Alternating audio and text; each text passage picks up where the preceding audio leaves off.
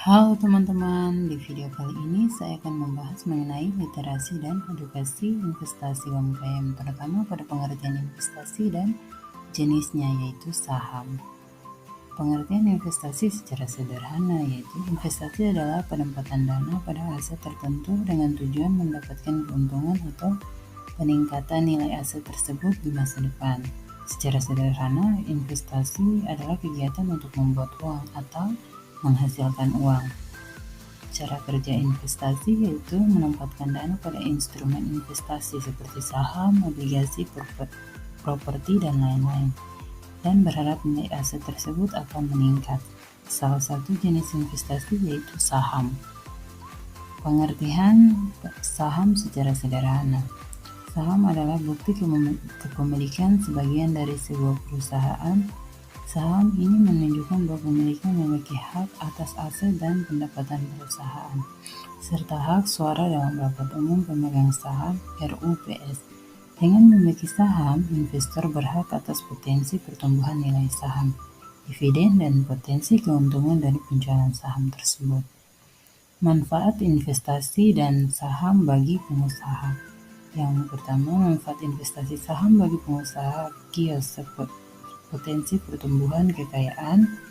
Investasi saham dapat memberikan keuntungan yang signifikan seiring waktu, membantu UMKM menabung untuk masa depan. Yang kedua yaitu dividen. Beberapa saham memberikan dividen yang dapat menjadi sumber pendapatan pasif bagi UMKM. Yang ketiga, pengaruh pada pasar. Jika UMKM memiliki saham perusahaan yang terkait dengan sektornya, mereka dapat mendapatkan pemahaman yang lebih baik tentang kondisi pasar dan tren yang sedang berlangsung. Dan yang berikut, diversifikasi investasi.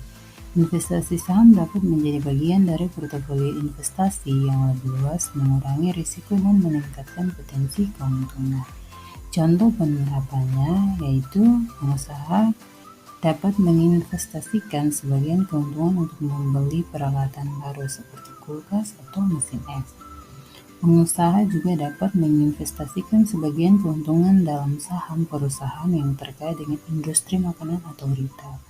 Pengusaha dapat menggunakan investasi untuk mengembangkan pemasaran digital seperti iklan online atau media sosial untuk meningkatkan jangkauan pasar.